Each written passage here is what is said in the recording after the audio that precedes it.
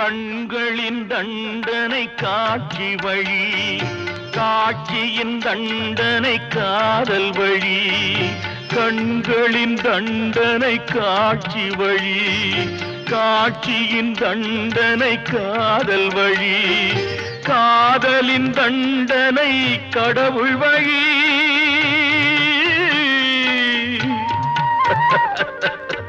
காதலின் தண்டனை கடவுள் வழி.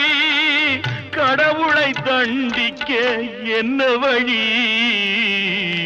இரண்டு மனம் வேண்டும், இறைவனிடம் கேட்பேன். நினைத்து வாழ ஒன்று, மறந்து வாழ ஒன்று.